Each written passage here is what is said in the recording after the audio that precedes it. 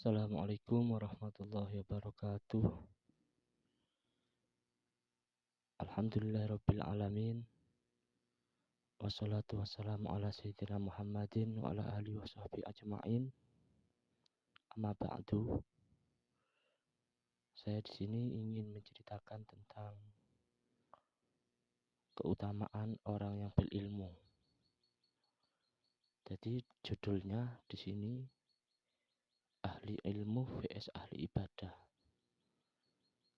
Karena banyak sekali terkadang orang melakukan suatu amalan akan tetapi tidak mengerti cara-caranya, tidak mengerti apa yang membatalkannya, tidak mengerti apa yang penyebab menjadikan sahnya amal.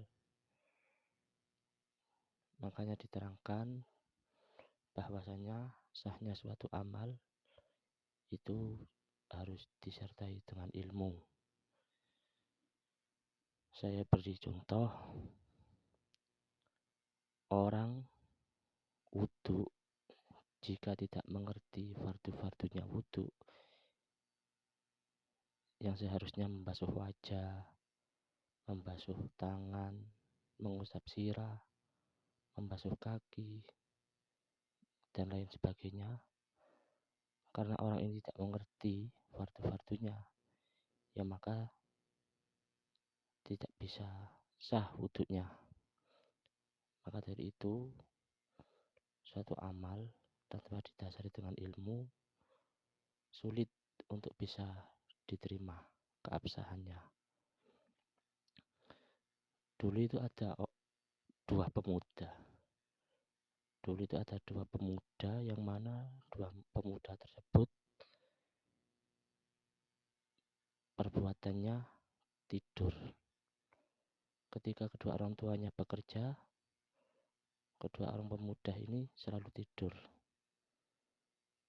Adik dan kakak yang masih kanak-kanak, tapi mulai masuk di usia yang muda. Kemudian kedua orang tuanya ini bilang kepada kedua anaknya, "Nak, kalau bapak kerja, tolong dibantu, jangan tidur saja. Karena bapak sudah gak kuat, karena bapak sudah tua, tolong dibantu." Setelah itu, besoknya orang tuanya bekerja lagi. Ternyata anaknya tetap tidur saja. Kedua anaknya tetap tidur saja. Akhirnya kedua orang tuanya ini gak kuat melihat perbuatan anaknya, karena disuruh membantu malah tidak membantu, tapi malah justru tidur terus. Akhirnya kedua anaknya ini dipanggil sama orang tuanya dan dibilangin, "Nak, kalau tetap tidur terus, tidak mau membantu bapak dan ibu, maka saya keluarkan nak sampean." Dan setelah besoknya bapaknya sudah mulai bekerja lagi, ternyata kedua anaknya tetap tidur saja. Akhirnya keputusan bapaknya dipanggil kedua anaknya, "Ya wis nak, kalau sampean tetap saja tidak mau membantu bapak dan ibu, saya keluarkan sekarang kalian nak." Akhirnya kedua anaknya itu dikeluarkan sampai beberapa waktu. Akhirnya sang anak, kakak dan adik ini berjalan bersama. Yang satu ke barat, terus keduanya berjalan ke barat, terus ke barat, berjalan sampai beberapa hari. Setelah itu kakaknya mempunyai pikiran, mempunyai pikiran dan bilang kepada adiknya, "Dik, bagaimana kalau sekarang kita berpisah? Saya ke barat, kamu ke utara. Saya ke barat, kamu ke utara. Dan nanti pada sampai 3 tahun kita kembali lagi di tempat ini. Kita kembali lagi di tempat ini." Akhirnya dijawab oleh adik, "Oh ya, ya wis. Saya nanti kalau sudah nyampe 3 tahun kembali lagi Kak ke tempat ini." Akhirnya berpisahlah kakak dan adik. Yang kakaknya ke barat, yang adiknya ke utara. Lah pas kakak ini nyampe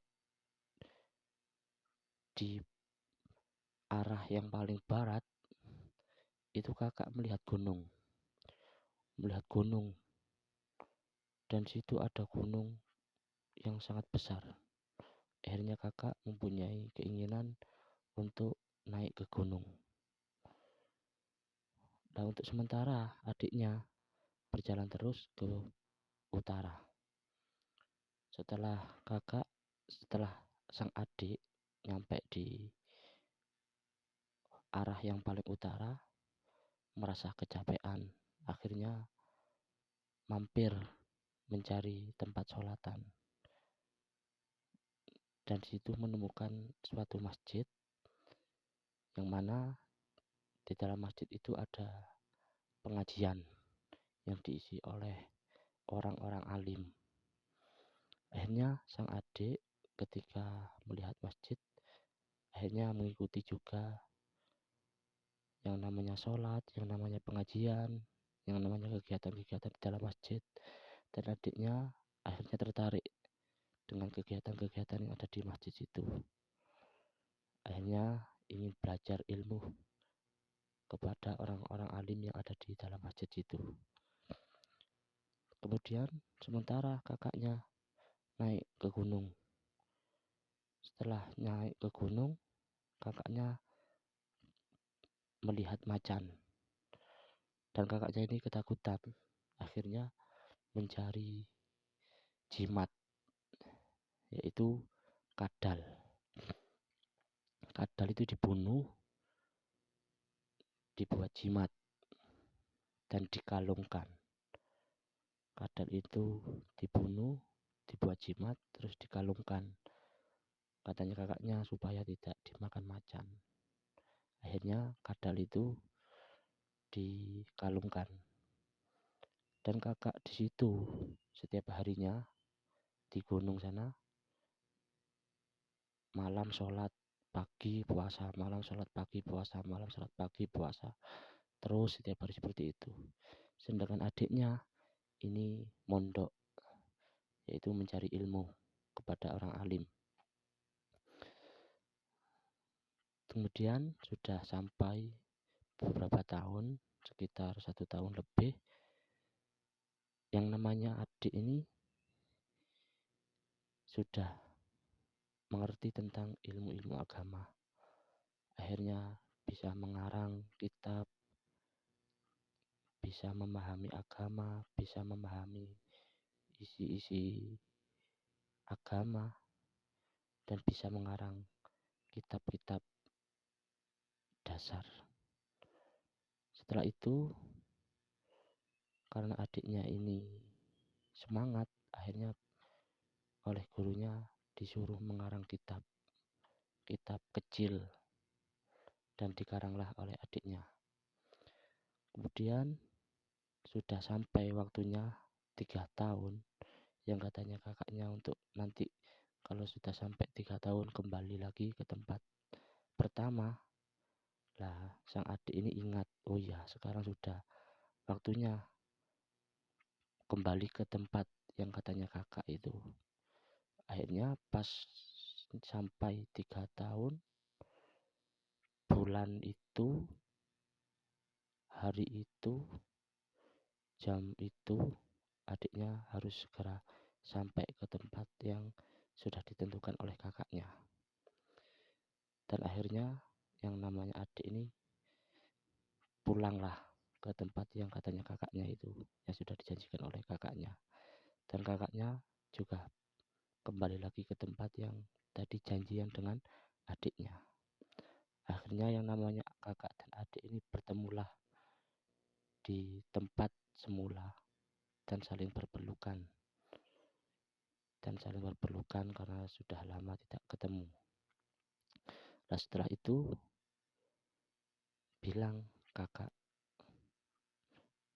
kepada adiknya, "Dek, sekarang mulai dulu sampean di mana?" "Oh, saya mencari ilmu, Mas," katanya adiknya. Terus adiknya juga tanya kepada kakaknya, "Mas, kakak, kamu ada di mana mulai dulu?" "Oh, saya berada di gunung, Dek, dan saya di situ sholat dan puasa." "Oh, ya wis, Mas, ayo kita sekarang kembali ke rumah karena sudah ditunggu oleh orang tua, karena sudah dijanjikan oleh orang tua kalau tidak nyampe 3 tahun nggak boleh kembali. Dan sekarang alhamdulillah sudah nyampe 3 tahun. Ayo kembali, Mas, karena kita sudah ditunggu." Akhirnya pulanglah kedua anak ini. Dan pulang dari jauh kelihatan seperti ada orang yang menunggu di depan rumahnya. Semakin dekat, ternyata siapa orang di depan rumahnya, yaitu kedua orang tuanya yang sedang menunggu. Akhirnya keduanya bertemulah, anak dan orang tua, dan dipeluk dan menangis keduanya. Akhirnya orang tua tanya kepada kakaknya, "Kak, nak, kamu membawa oleh-oleh apa buat bapak dan ibu?" katanya orang tuanya. Dan dijawablah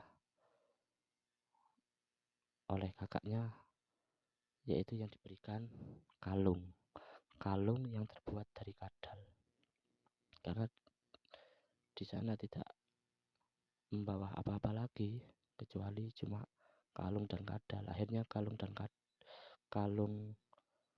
kadal itulah yang diberikan kepada kedua orang tuanya.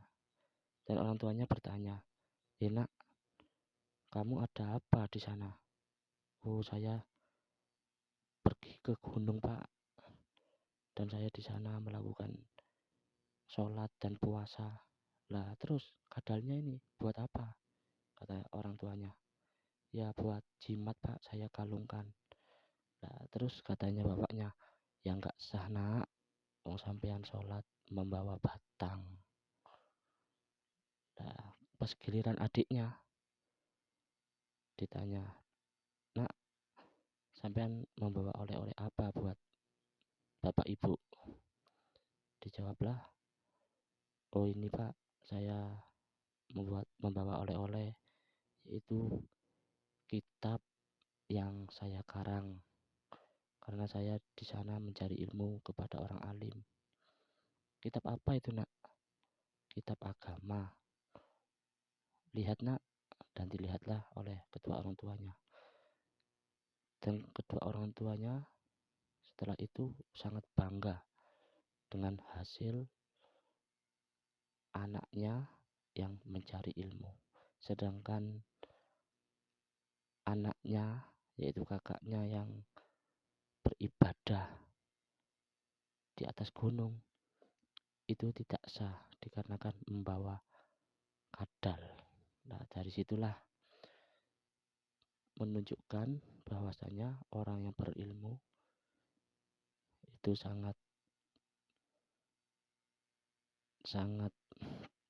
menjadikan sahnya suatu amal. Adapun orang yang ahli ibadah tetapi tidak mencari ilmu, maka sulit amal itu bisa diterima. Maka dari itulah kita harus semangat untuk mencari ilmu. Ya sekian, terima kasih. Mohon maaf, kami di sini adalah orang yang bodoh yang tidak mengerti apa-apa, tapi saya ingin menceritakan tentang kisah-kisah orang yang ahli ibadah dan orang yang ahli ilmu.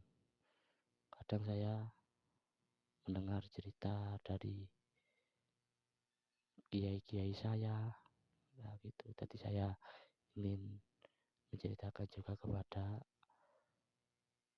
teman-teman saya untuk menambah wawasan, untuk menambah ilmu yang diridhoi. Mohon maaf jika ucapan kami banyak yang salah dan banyak yang keliru. Mohon maaf sebanyak-banyaknya. Mohon dukung. Sudah, terima kasih. Assalamualaikum warahmatullahi wabarakatuh.